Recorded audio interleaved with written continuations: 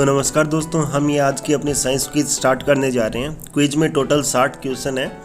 आप एक एक करके हमारे साथ में क्वेश्चन को करते जाइए। जैसे ही क्विज पूरी होती है तो आप हमें ये बताएंगे कि 60 में से आपके कितने क्वेश्चन होते हैं सही, तो वो आप कमेंट बॉक्स में कमेंट कर दीजिएगा। चलिए हम स्टार्ट करते हैं अपनी आज की क्विज। तो सबसे फर्स्ट क्वेश्चन है, निम्नलिखित में से कौन सी पेशी ऐच्छिक है? हृदय पेशी, चिकनी पेशी, कंकालीय पेशी और उपयुक्त सभी। तो जल्दी से इसका राइट आंसर बताइए आप। तो इसका राइट आंसर है अपने पास में कंकालीय पेशी। एक मिनट। तो इसका राइट आंसर है अपने पास में कंकालीय पेशी। ठीक है, तो चलिए अब हम बढ़ते हैं इससे आगे नेक्स्ट क्वेश्चन की ओर। अगला क्वेश्चन है अपने पास में कि पेशी जो बिना रुके कार्य करती है, यानी बिना रुके निरंतर कार्य करने वाली पेशी का क्या नाम है? तो चलिए, ऐच्छिक पेशी, चिकनी पेशी, हृदय पेशी, अनैच्छिक पेशी, इनमें से कौन सी पेशी है जो बिना रुके कंटिन्यू अपना कार्य करती रहती है? बताइए जल्दी, मैं आपके रिप्लाई का वेट कर रहा हूँ। यह बिल्कुल राइट आंसर। इसका जो सही आंसर है वो है हृदय पेशी। जो हृदय पेशी है वो बिना रुके कंटिन्यू अपना कार्य करती रहती है। चलिए बढ़ते हैं अपने थर्ड क्वेश्चन की ओर। थर्ड क्वेश्चन जो है अपना, अस्थि, उपास्थि और टेंडन एवं रुधिर किस प्रकार के उत्तक है? ये अपना क्वेश्चन है कि अस्थि, उपास्थि, टेंडन एवं रुधिर किस प्रकार के उत्तक है? पेशी उत्तक, तंत्रिका उत्तक, संयोजी उत्तक और उपकला उत्तक। तो जल्दी इसका आंसर दीजिए। तो दोस्तों, जैसा कि आपको पता है कि ये संयोजी उत्तक है। अस्थि, उपास्थि, टेंडन का आपने ना सुना हो, लेकिन रुधिर का आपने स्टार्टिंग से पढ़ते हैं कि रुधिर एक प्रकार का तरल संयोजी उत्तक होता है। तो चलिए अब हमारे सामने है फोर्थ क्वेश्चन, हृदय में पाई जाने वाली पेशियां क्या कहलाती है? हृदय में पाई जाने वाली पेशियां क्या कहलाती है? हृदय पेशियां, चिकनी पेशियां, अस्थायी पेशियां या फिर उक्त में से कोई नहीं। जल्दी बताइए इसका राइट आंसर कौन सा होने वाला है। तो जैसा कि आप सभी को पता है, हृदय में पाई जाने वाली पेशियां हृदय पेशियां या फिर हृदय पेशियां कहलाती है। जी हाँ, हृदय में पाई जाने वाली पेशियां हृदय पेशियां या फिर हृदय पेशियां कहलाती है। चलिए बढ़ते हैं हम अपने फिफ्थ क्वेश्चन की ओर।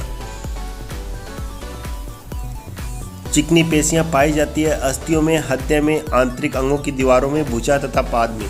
तो इसका आपको राइट आंसर बताना है। चिंता मत कीजिए, इसमें ब्लड के भी क्वेश्चन है आपके आगे चल कर के। कुछ मानव के मस्तिष्क से रिलेटेड भी है, अस्थियों से भी हैं, उत्तकों से भी हैं, अंगों से भी हैं।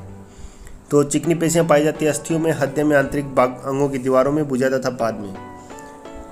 तो इसका जो राइट आंसर है वो है आंतरिक अंगों की दीवारों में। जी हाँ, इसका राइट आंसर है आंतरिक अंगों की दीवारों में। तो चलिए बढ़ते हैं हम हमारे नेक्स्ट क्वेश्चन, सिक्स्थ क्वेश्चन की ओर। अरेखित पेशियां होती है ऐच्छिक, अनैच्छिक दोनों प्रकार की या फिर तंत्रिका कोशिका होती है? जल्दी से इसका राइट आंसर बताइए कि किस प्रकार की होती है। तो जो रेखित पेशियां होती है वो होती है ऐच्छिक प्रकार की। रेखित पेशियां होती हैं ऐच्छिक प्रकार की। चलिए बढ़ते हैं नेक्स्ट क्वेश्चन की ओर। अस्थि को अस्थि से जोड़ने वाले संयोजी उत्तक हैं। अस्थि को अस्थि से जोड़ने वाले संयोजी उत्तक क्या कहलाते हैं? जल्दी से इसका रिप्लाई कीजिए जल्दी।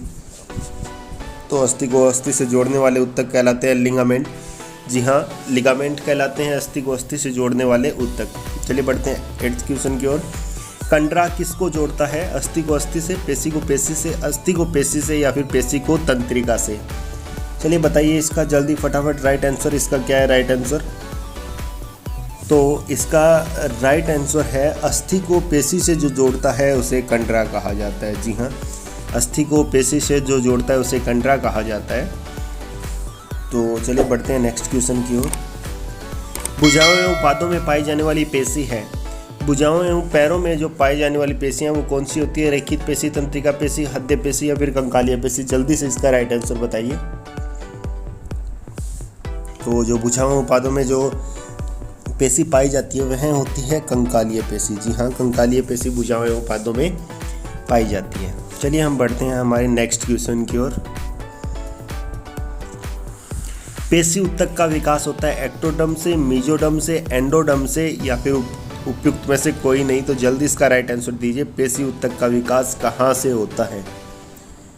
तो पेशी उत्तक का विकास, इसका राइट आंसर है अपने सामने मीजोडर्म से। जी हाँ, पेशी ऊतक का विकास मीजोडर्म से होता है। तो चलिए हम बढ़ते हैं हमारे नेक्स्ट क्वेश्चन की। पेशियों की कार्यात्मक इकाई क्या कहलाती है? जी हाँ, फंक्शनल यूनिट पूछा है पेशियों की क्या कहलाती है। तो टीलोमियर, सार्कोमियर, क्रोमोमियर, उपयुक्त में से कोई नहीं। फास्ट रिप्लाई कीजिए, क्या इसका राइट आंसर? जी हाँ, बिल्कुल सही, इसका राइट आंसर है सार्कोमियर। सार्कोमियर इसका करेक्ट आंसर है। चलिए हम बढ़ते हैं हमारे नेक्स्ट क्वेश्चन की ओर। पेशी निर्माण करने वाली कोशिकाएं, ऐसी कौन सी सेल्स है जो कि पेशियों का निर्माण करती है? जल्दी इसका उत्तर बताइए। सार्कोब्लास्ट, मायोब्लास्ट, ओस्टियोब्लास्ट या फिर उपयुक्त में से कोई नहीं। सार्कोब्लास्ट, ओस्टियोब्लास्ट, मायोब्लास्ट, उपयुक्त में से कोई नहीं। फटाफट इसका आंसर दीजिए। तो इसका राइट आंसर है अपने सामने मायोब्लास्ट। जी हाँ, मायोब्लास्ट जो सेल्स है वो पेशियों का निर्माण करने में सहायता करती है। तो चलिए अब हम बढ़ते हैं हमारे नेक्स्ट क्वेश्चन की ओर। वह तंत्र जो शरीर को आधार एवं गति प्रदान करता है क्या कहलाता है? बताइए इसका राइट आंसर। वह तंत्र जो शरीर को आधार एवं गति प्रदान करता है, श्वसन तंत्र, उत्सर्जी तंत्र, परिसंचरण तंत्र और कंकाल तंत्र। क्या है इनमें से राइट आंसर? बताइए फटाफट। जी हाँ, इसका राइट आंसर है अपने सामने कंकाल तंत्र। कंकाल तंत्र जो है वो शरीर को आधार एवं गति प्रदान करता है। तो चलिए हम बढ़ते हैं अब हमारे नेक्स्ट क्वेश्चन की ओर।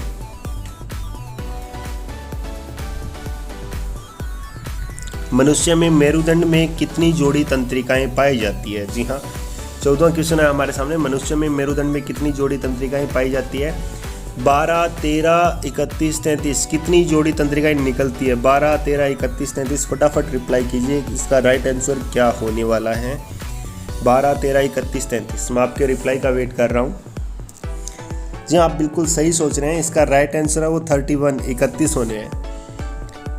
तो बिल्कुल सही है इसका 31। चलिए बढ़ते हैं हम आगे 15वें क्वेश्चन की ओर। मानव की शरीर की सबसे छोटी अस्थि कौन सी है? आपने ये क्वेश्चन बहुत बार जगह जगह पढ़ा होगा। मानव शरीर की सबसे छोटी अस्थि कौन सी है?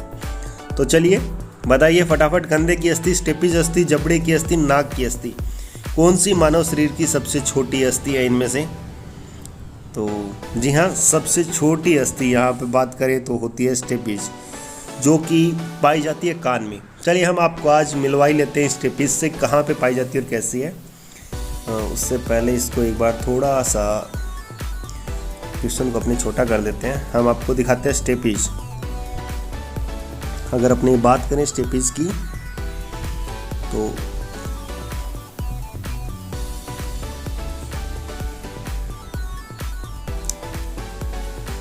इधर आ जाइए भी। ये है हमारा कान।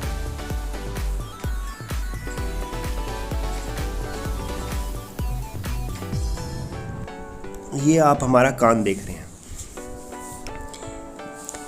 इसमें आप देख रहे हैं कि ये जो बीच में एक ब्लैक जो आपको क्यूब बनाया हुआ दिख रहा है, एक वर्ग दिख रहा है ब्लैक, इस बॉक्स के अंदर जो आपको एक दिख रही है, ये पूरी की पूरी क्या स्टेपिज है। ये साइड में हमने फिर से एक बार स्टेपिज को बनाया है। हम एक और फोटो में आपको दिखाने की कोशिश करते हैं आखिर स्टेपिज है कैसी, उसमें आपको क्लियर समझ में आएगा। तो इसको अपने एक बार हटा देते हैं यहाँ से। दूसरी जो है इमेज उसको देते हैं, बिल्कुल क्लियर पिक है, आपको अच्छे से समझ में आएगा कि स्टेपिज आखिर है क्या।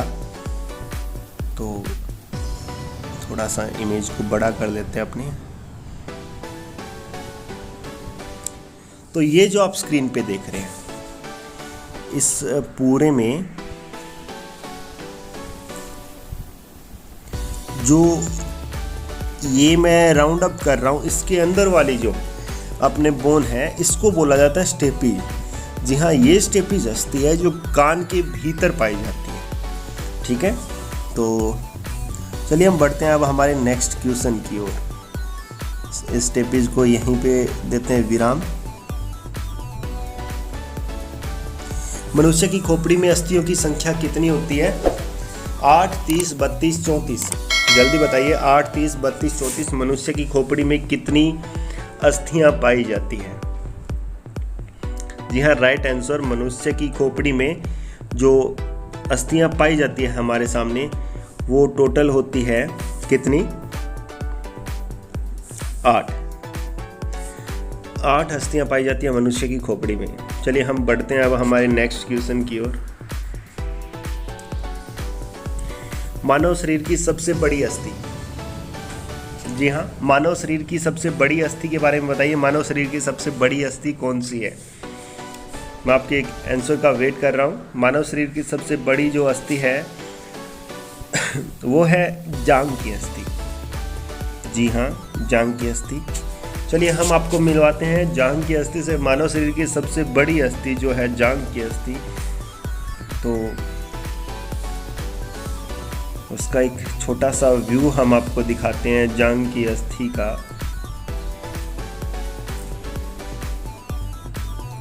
ये मानव शरीर की सबसे बड़ी अस्थि है जो आप रेड कलर में देख रहे हैं। ये इसका नाम है फीमर। जी हाँ, पैर में जो अपनी 2 हड्डियां पाई जाती है ये फ्यूमर है और नीचे वाली जो है वो ह्यूमरस है।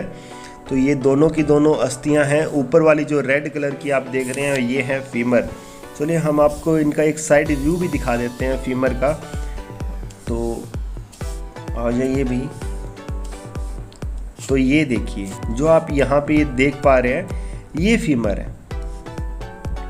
आप समझ पा रहे होंगे जो रेड कलर का है, जो एरिया आपने हाईलाइट किया हुआ वो फीमर है। ठीक है, तो चलिए अब हम बढ़ते हैं हमारे नेक्स्ट क्वेश्चन की ओर। निम्नलिखित में से अग्रपाद की अस्थि है। अग्रपाद की कौन सी अस्थि है? टीबिया, फीमर, टार्सल और ह्यूमरस। बताइए जल्दी, अग्रपाद की अस्थि कौन सी है? टीबिया, फीमर, टार्सल और ह्यूमरस।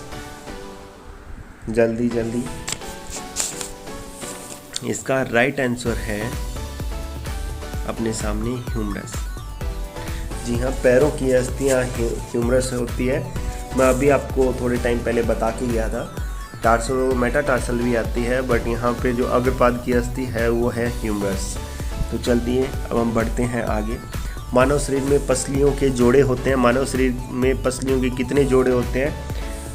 12, 10, 14, 11। फटाफट आंसर बताइए, कितने पसलियों के जोड़े होते हैं? 12 होते हैं या कि 10 होते हैं या 14 या फिर 11? जी हाँ, बिल्कुल राइट आंसर है आपका। जो मानव शरीर में पसलियों के जोड़े होते हैं वो हैं 12। जी हाँ, 12 जोड़े होते हैं। चलिए बढ़ते हैं हम हमारे नेक्स्ट क्वेश्चन की ओर। मानव के शरीर में मांसपेशियों की संख्या। जी हाँ, फटाफट मांसपेशियों की संख्या बताइए, कितने होते हैं? 206, 639, 639 और 100 या फिर 312। जी हाँ, मैं आपके आंसर का वेट कर रहा हूँ। फटाफट आंसर दीजिए। 206, 639, 100, 312। तो इसका राइट जो आंसर है वो है 639। जी हाँ, 639। जो 206 है वो मानव शरीर में हड्डियां पाई जाती है, ना कि मांसपेशियां। यह मानव शरीर में हड्डियां 206 होती है, जबकि मांसपेशियों की संख्या है वो 639 है। चलिए हम बढ़ते हैं अब हमारे नेक्स्ट क्वेश्चन की ओर। लार में पाए जाने वाले एंजाइम का नाम। ये तो क्वेश्चन आपको अच्छे से आता होगा। चलिए फटाफट बताइए, लार में कौन सा एंजाइम पाया जाता है? लार में जो एंजाइम पाया जाता है, इस एंजाइम का नाम है टाइलिन। जी हाँ, लार में टाइलिन नामक एंजाइम पाया जाता है, और जो कि अपने मुख में ही भोजन का पाचन क्या कर देता है? प्रारंभ करता है। इसी की सहायता से पाचन मुख गुहा में प्रारंभ होता है। चलिए बढ़ते हैं नेक्स्ट क्वेश्चन की ओर। ये क्वेश्चन भी आ गया है। मुख में लार द्वारा पाचन होता है। सबसे पहले जो पाचन की प्रक्रिया होती है वो मुख गुहा में स्टार्ट होती है लार टाइलिन एंजाइम के द्वारा। बताइए फटाफट कौन से इनमें से किसका पाचन सबसे पहले प्रारंभ होता है? वसा का, प्रोटीन का, स्टार्च का या फिर विटामिन का? तो यहाँ पर सबसे पहले मुख गुहा में पाचन होता है स्टार्च यानी कार्बोहाइड्रेट का। जी हाँ, स्टार्च कार्बोहाइड्रेट का पाचन मुख गुहा में ही प्रारंभ हो जाता है। चलिए बढ़ते हैं अब नेक्स्ट क्वेश्चन की ओर। पित्तरस का निर्माण होता है अग्नाशय में, यकृत में, आमाशय में, पित्ताशय में। फटाफट बताइए, पित्तरस का निर्माण कहाँ होता है? अग्नाशय में, यकृत में, आमाशय में, पित्ताशय में। तो जो पित्तरस का निर्माण है वह होता है यकृत में। यह बिल्कुल राइट आंसर, यकृत में जो पित्तरस का होता है निर्माण। तो अब बताइए, पित्तरस का प्रमुख क्या कार्य है? पित्तरस के प्रमुख कार्य कौन से हैं? उत्सर्जित पदार्थों का निवारण करना, प्रोटीन का पाचन करना या फिर प्रोटीन पाचन का नियंत्रण करना, वसा का पाइसीकरण कर उसका एंजाइम द्वारा पाचन करना, या फिर उपयुक्त में से कोई नहीं। फटाफट बताइए इसका राइट आंसर। तो इसका राइट आंसर है वसा का पायसीकरण कर उसका एंजाइम द्वारा पाचन करना। वसा का पायसीकरण कर उसका एंजाइम द्वारा पाचन करना हमारे सामने इसका राइट आंसर। चलिए हम बढ़ते हैं 25 नंबर क्वेश्चन की ओर। मानव शरीर में भोजन का अवशोषण होता है। मानव शरीर में भोजन का अवशोषण कहाँ पर होता है? जी हाँ, फटाफट बताइए, मानव शरीर में भोजन का अवशोषण कहाँ पर होता है? यकृत में, आमाशय में, छोटे आंत में, बड़ी आंत में? तो यहाँ पर है मानव शरीर में भोजन का अवशोषण छोटी आंत में। देखिए, जब भी इस प्रकार के क्वेश्चन पूछे जाएं तो आपको भोजन का अवशोषण पूछा है तो आपको उस जो पॉइंट है उसकी ओर ध्यान देना है जहाँ से सबसे ज़्यादा अवशोषण होता हो, क्योंकि यहाँ पे देखें तो कुछ मात्रा में अवशोषण बड़ी आंत में भी होता है और हल्का फुल्का आमाशय से स्टार्ट हो जाता है, जो दवाइयाँ वगैरह होती है, अल्कोहल वगैरह। तो इनका आप लोगों को क्या करना है, जहाँ से सबसे ज़्यादा होता हो उसका वो राइट आंसर टिक करना है। चलिए बढ़ते हैं नेक्स्ट क्वेश्चन की ओर। अग्नाशय द्वारा पाचक एंजाइम आहार नाल में कौन से भाग द्वारा स्रावित किए जाते हैं? ग्रहणी, क्षुद्रांत, आमाशय में और बड़ी आंत में। अग्नाशय द्वारा पाचक एंजाइम आहार नाल के कौन से भाग में स्रावित किए जाते हैं? बताइए फटाफट। ग्रहणी में, क्षुद्रांत में, आमाशय में, बड़ी आंत में। तो इसका राइट आंसर जो है वो है ग्रहणी में। जी हाँ, इसका राइट आंसर ग्रहणी में। तो चलिए, हम काफ़ी देर हो गई ऐसे क्वेश्चन आते हुए, हम आपको एक बार मानव के जो पाचन तंत्र है उससे मिलवा देते हैं, थोड़ा सा जानकारी करवा देते हैं आपकी पाचन तंत्र से। तो आज ये भी ह्यूमन का किधर है,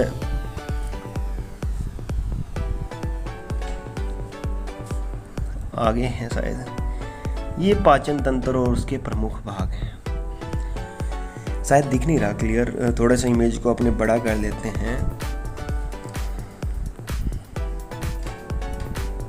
मानव पाचन तंत्र के प्रमुख अंग, सबसे पहले जो ये काम की बात है, मुख के अंदर लार स्रावित होती है, टाइलिन एंजाइम इसके द्वारा स्रावित किया जाता है। और मुख में टाइलिन एंजाइम के द्वारा किसका पाचन होता है? मुख में जो टाइलिन एंजाइम होता है उसके द्वारा स्टार्च का पाचन होता है। जी हाँ भाई, जो यहाँ पे मुख है इसमें टाइलिन एंजाइम के द्वारा स्टार्च का पाचन प्रारंभ हो जाता है। और ये है लार ग्रंथियाँ, यहाँ से मुख गुहा में छोड़ी जाती है लार। इसके बाद में आती है जीभ, जो हम इस पर स्वाद कलिकाएँ होती हैं, हमें स्वाद का अनुभव करवाती है कि किस प्रकार का भोजन का स्वाद है। इसके बाद में अगर अपने आगे बढ़ते हैं, जीभ से फिर ये आती है ग्रास नली। ग्रास नली से ये भोजन यहाँ से होता हुआ जाता है अपने इसमें स्टमक में, पेट में। यहाँ पर आमाशय है ये।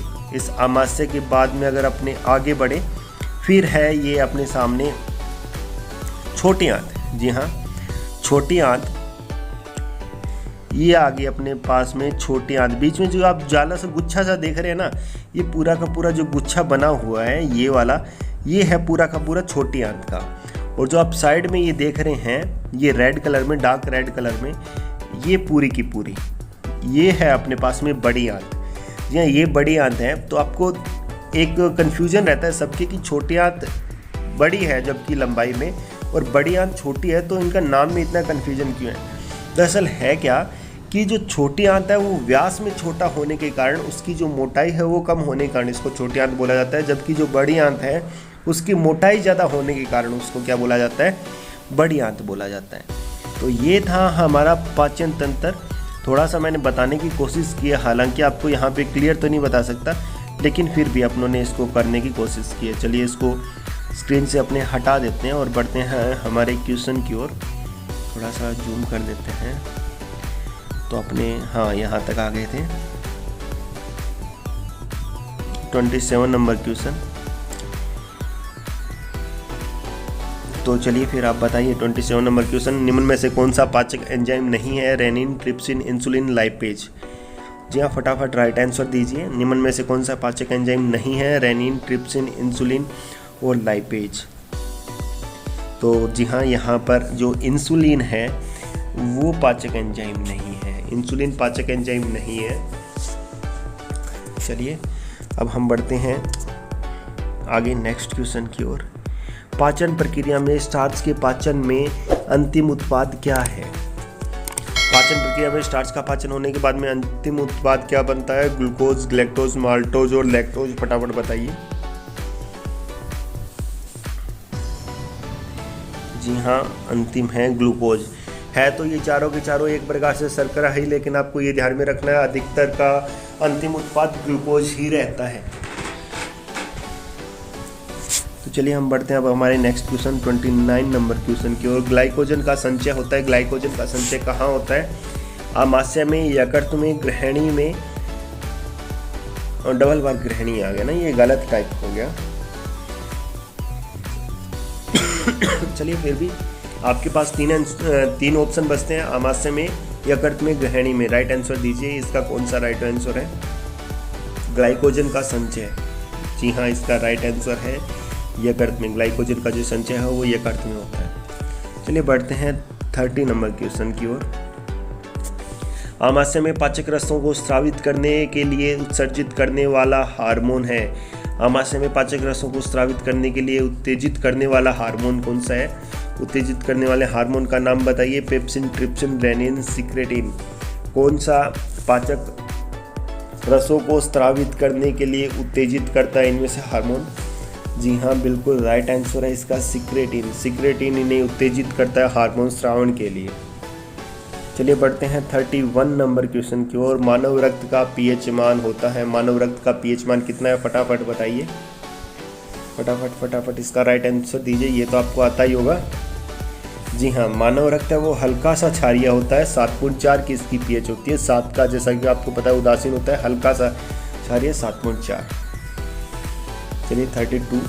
शरीर में हीमोग्लोबिन का कार्य क्या है? ऑक्सीजन का परिवहन, जीवाणुओं का नाश, पोषक पदार्थों का परिवहन, उपयुक्त में से कोई नहीं। फटाफट आंसर दीजिए।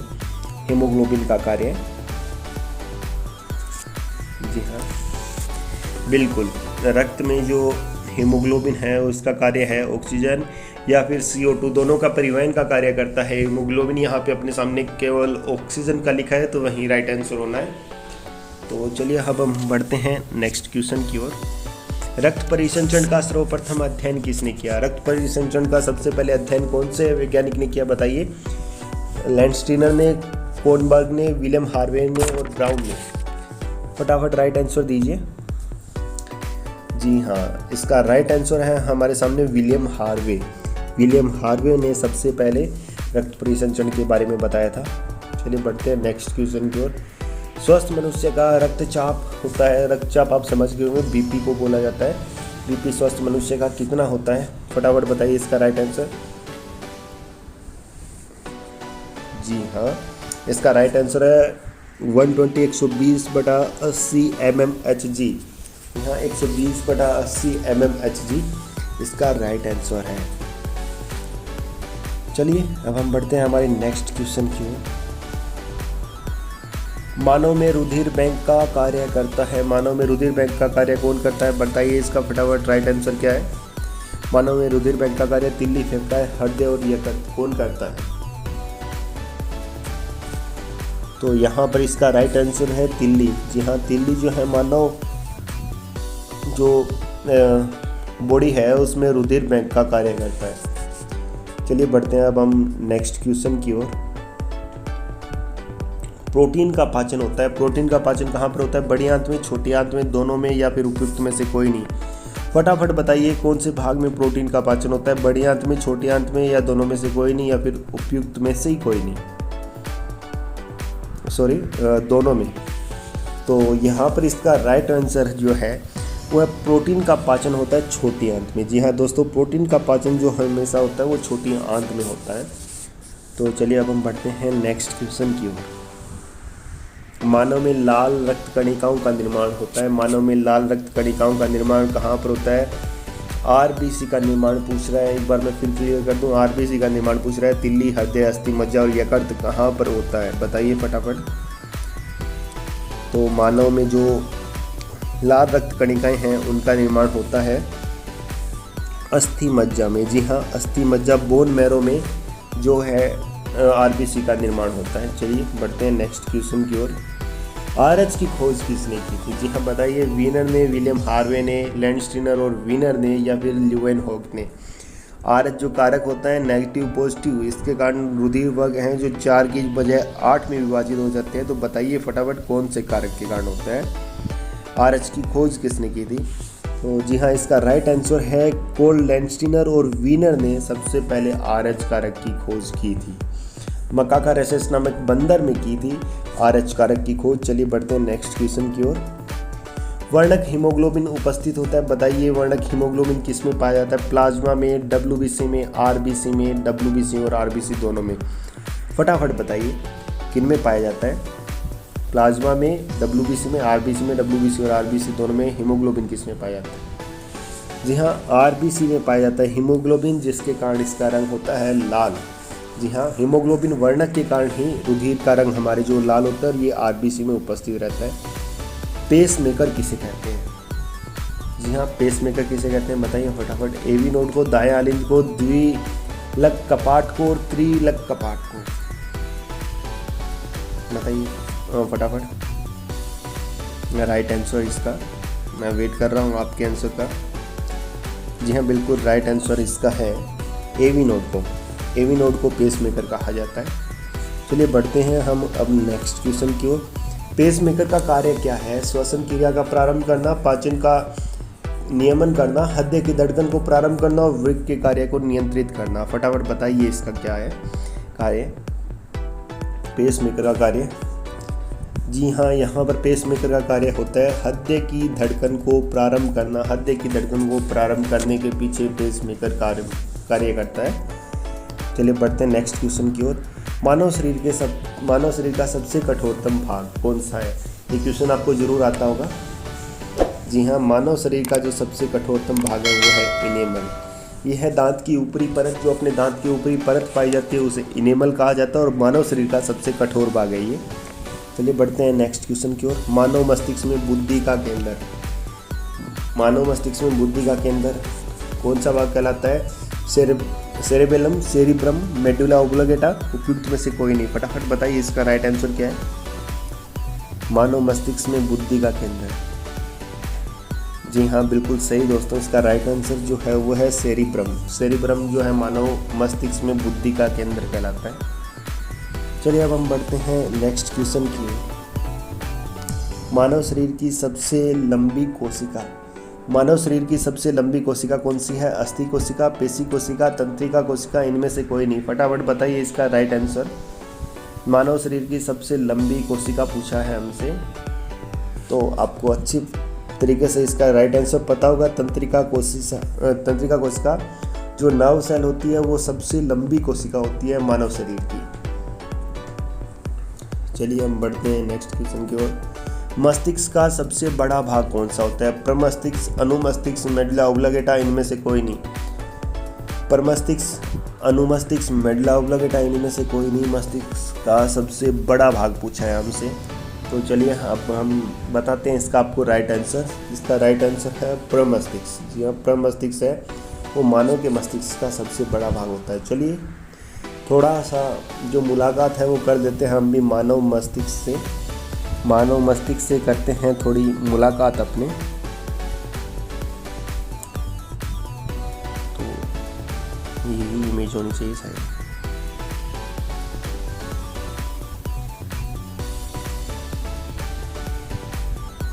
जी हाँ, तो यहाँ पे आप ये देख सकते हैं कि ये वाला जो भाग है ये है प्रमस्तिष्क।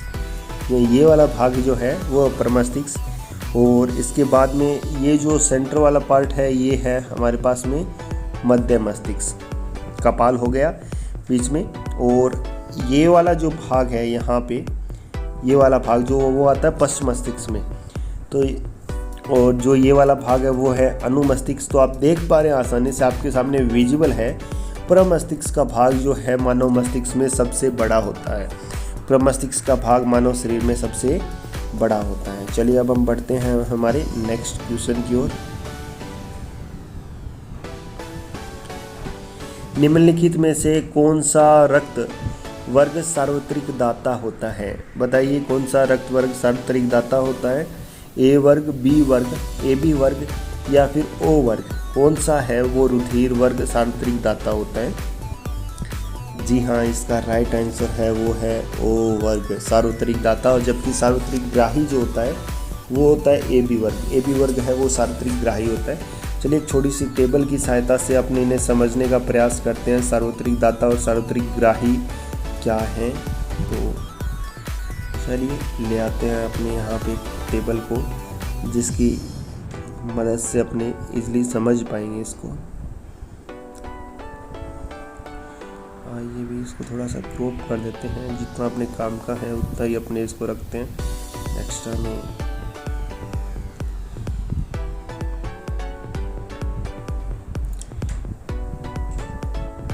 देखिए यहाँ पे जो A+ है, अपने पास में 8 प्रकार के रुधिर वर्ग बन जाते हैं RH कारक होने के बाद में।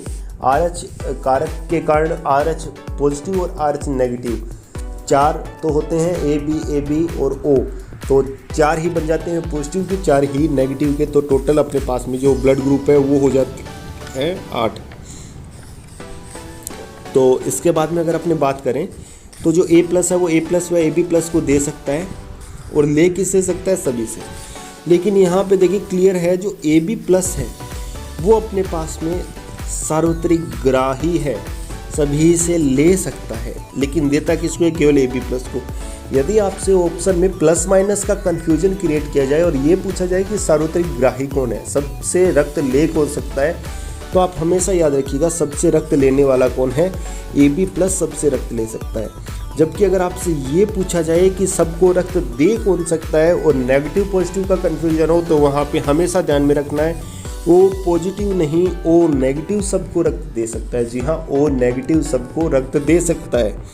जबकि आप ऊपर देख पा रहे हैं, जो इधर O पॉजिटिव है वो केवल पॉजिटिव वालों को दे सकता है, लेकिन O नेगेटिव एवरीवन को, O नेगेटिव ब्लड ग्रुप्स हैं उनको भी और पॉजिटिव वालों को भी। तो इस प्रकार हम समझ सकते हैं कि सार्वत्रिक दाता अगर बोला जाए तो वो कौन है, O नेगेटिव, और सार्वत्रिक ग्राही अगर बोला जाए हमारे सामने तो कौन होता है, वो होता है AB पॉजिटिव, और सार्वत्रिक दाता कौन है, O नेगेटिव। तो चलिए अब हम बढ़ते हैं नेक्स्ट क्वेश्चन की ओर। श्वेत रक्त कणिकाएं, WBC का सबसे प्रमुख कार्य क्या है, WBC का मुख्य कार्य फटाफट बताइए। यहाँ पर हमारे सामने क्या होता है, जी हाँ, WBC का कार्य है रोग प्रतिरोधक क्षमता प्रदान करना। हमें रोग प्रतिरोधक जो क्षमता प्रदान करते हैं वो WBC करती है। श्वेत रक्त कणिकाएं, इन्हें हमारे शरीर के सैनिक भी कहा जाता है। मनुष्य में कितनी जोड़ी कपाल तंत्रिकाएं पाई जाती है, फटाफट बताइए, मनुष्य में कितनी जोड़ी कपाल तंत्रिकाएं पाई जाती है। तो मनुष्य में कितनी जोड़ी कपाल तंत्रिकाएं पाई जाती है, मनुष्य में 12 जोड़ी कपाल तंत्रिकाएं पाई जाती है। जी हाँ दोस्तों, 12 जोड़ी कपाल तंत्रिकाएं मनुष्य में पाई जाती है। चलिए अब हम बढ़ते हैं हमारे नेक्स्ट क्वेश्चन की ओर। लैंगरहैंस के द्वीप समूह उपस्थित होते हैं, कहाँ पर पाए जाते हैं लैंगरहैंस के द्वीप समूह, बताइए फटाफट इसका राइट आंसर। यकृत में, तिल्ली में, आमाशय में, अग्नाशय में, कहाँ पर पाए जाते हैं लैंगरहैंस द्वीप समूह, तो ये पाए जाते हैं दोस्तों अग्नाशय में। लैंगरहैंस के द्वीप समूह कहाँ पर पाए जाते हैं, अग्नाशय में पाए जाते हैं दोस्तों। निम्नलिखित में से कौन सा ऊतक तीनों जनन परतों से उत्पन्न होता है, जी हाँ बताइए फटाफट कौन सा राइट आंसर है, कौन सा ऊतक तीनों जनन परतों से उत्पन्न होता है, एपिथेलियम ऊतक, कंकाल ऊतक, संयोजी ऊतक या फिर उपयुक्त सभी। कौन सा जो ऊतक है वो तीनों जनन परतों से निर्मित होता है, जी हाँ दोस्तों इसका राइट आंसर है एपिथेलियम ऊतक। एपिथेलियम ऊतक जो है वो तीनों जनन परतों से क्या होता है, निर्मित होता है। चलिए बढ़ते हैं हम हमारे 51 नंबर क्वेश्चन की ओर। अस्थि बनने की प्रक्रिया क्या कहलाती है, अस्थि बनने की प्रक्रिया, अस्थि निर्माण की प्रक्रिया क्या कहलाती है, ओसिफिकेशन, कैल्सिफिकेशन, डीकैल्सिफिकेशन और कॉन्ड्रिफिकेशन। फटाफट बताइए दोस्तों इसका राइट आंसर क्या है। जी हाँ, आप बिल्कुल सही समझ पा रहे हैं, इसका राइट आंसर है ओसिफिकेशन। अस्थि निर्माण की प्रक्रिया कहलाती है ओसिफिकेशन। चलिए बढ़ते हैं 52 नंबर क्वेश्चन की ओर। मानव शरीर में पक्ष्माभि एपिथेलियम पाई जाती है, मानव शरीर में पक्ष्माभि एपिथेलियम पाई जाती है मूत्राशय में, योनि में, श्वास नली में, यूस्टेकियन नलिका में। फटाफट बताइए इसका राइट आंसर। मूत्राशय में, योनि में, श्वास नली में, यूस्टेकियन नलिका में कहाँ पर पाई जाती है पक्ष्माभि एपिथेलियम। मैं वेट कर रहा हूँ आपके आंसर का। जी हाँ दोस्तों, इसका राइट आंसर है श्वास नली में पाई जाती है पक्ष्माभि एपिथेलियम। चलिए बढ़ते हैं अब हम हमारे नेक्स्ट क्वेश्चन 53 नंबर पेज पे। 53 नंबर क्वेश्चन की ओर। लाल रक्त कणिकाओं का जीवन काल, आरबीसी का लाइफ टाइम कितना है? 1000 दिन, 120 दिन, 200 दिन, 500 दिन। फटाफट बताइए राइट आंसर कितना है आरबीसी का जीवन काल। लाल रक्त कणिकाओं का जीवन काल पूछा गया है, तो लाल रक्त कणिकाओं का जीवन काल होता है 120 दिन।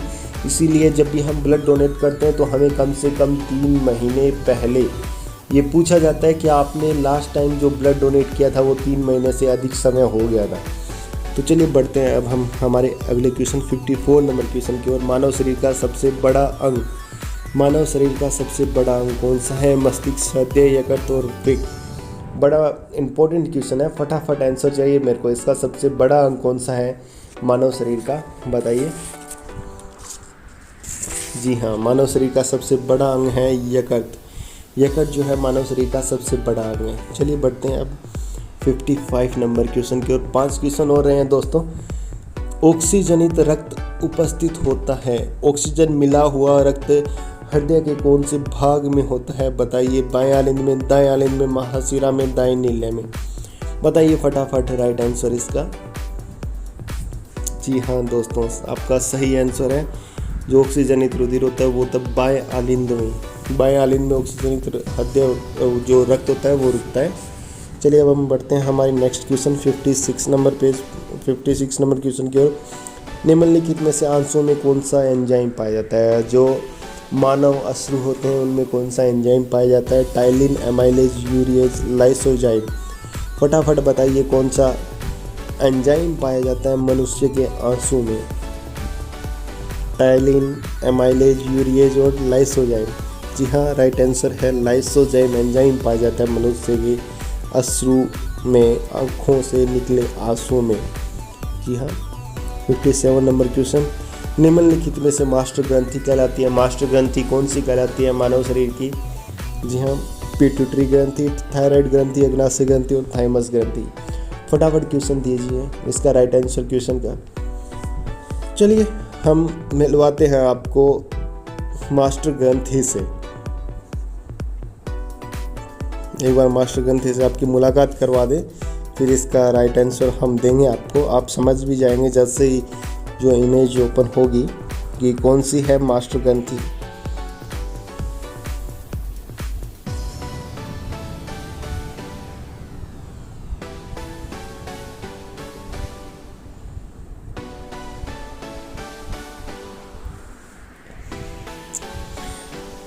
तो जो आपके सामने अभी इमेज ओपन हो रही है, इसमें आप देख रहे हैं कि ये बीच में एक छोटी सी ग्रंथि है, इसको बोला गया है मास्टर ग्रंथि। ऊपर ये जो पिंक कलर का है वो हाइपोथैलेमस है, ब्रेन की स्ट्रक्चर है। तो थोड़ा सा जूम करके दिखा दूं। ये जो आप देख रहे हैं छोटी सी डार्क पिंक कलर की, ये है मास्टर ग्रंथि। पीयूष ग्रंथि इसका नाम है।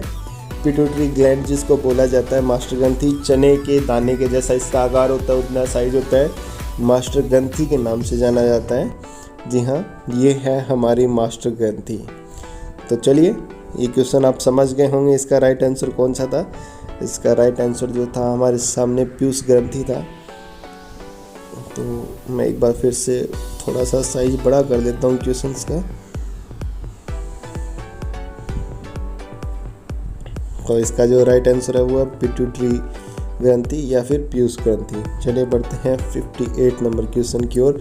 निम्नलिखित में से करो या मरो हार्मोन कहलाता है? थायरोक्सिन, इंसुलिन, ग्लूकागोन और एड्रीनलिन। जी हाँ, फटाफट बताइए इसका राइट आंसर। कौन सा हार्मोन करो या मरो कहलाता है? डू और डाई हार्मोन। तो इसका राइट आंसर है एड्रीनलिन। एड्रीनल ग्रंथि से हार्मोन स्रावित किया जाता है। ये एड्रीनलिन जब भी कोई डर या भय की स्थिति में ये हार्मोन स्रावित होता है, इसे करो या मरो हार्मोन के नाम से जाना जाता है दोस्तों। 59 नंबर क्वेश्चन की ओर। और इसके पश्चात हमारे सामने बचता है एक और क्वेश्चन बस। निम्नलिखित में से कौन सी ग्रंथि द्वारा थायरोक्सिन हार्मोन स्रावित किया जाता है? कौन सी ग्रंथि थायरोक्सिन हार्मोन स्रावित करती है? थाइमस ग्रंथि, थायराइड ग्रंथि, पीनियल ग्रंथि, पिट्यूटरी ग्रंथि। बताइए राइट आंसर दोस्तों इसका फटाफट। कौन सी ग्रंथि द्वारा थायरोक्सिन हार्मोन स्रावित किया जाता है? तो इसका जो राइट आंसर है वो है थायराइड ग्रंथि द्वारा थायरोक्सिन हार्मोन स्रावित किया जाता है। जी हाँ दोस्तों, थायराइड ग्रंथि द्वारा थायरोक्सिन हार्मोन स्रावित किया जाता है। तो चलिए अब हम बढ़ते हैं हमारे लास्ट और फाइनल क्वेश्चन की ओर से। ये क्वेश्चन करने से पहले आपको मैं एक बार फिर बोल दूं, जैसे ही ये वीडियो कंप्लीट होती है आप सबसे पहले कमेंट करके बताओगे आपकी कितने क्वेश्चन सही होते हैं। वीडियो कैसी लगी कमेंट करोगे, वीडियो को लाइक करोगे और अच्छी लगी तो अपने दोस्तों को शेयर करोगे। आगे आपको कौन से टॉपिक और कौन से सब्जेक्ट की वीडियो चाहिए वो भी कमेंट में ज़रूर बताओगे।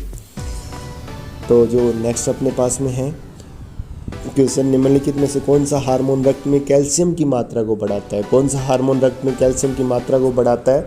इसका आपको राइट आंसर देना है कैल्सिटोनिन, पैराथार्मोन, वैसोप्रेसिन और थायरोक्सिन। कौन सा हार्मोन कैल्शियम की मात्रा को रक्त में बढ़ा देता है? राइट आंसर बताइए इसका फटाफट।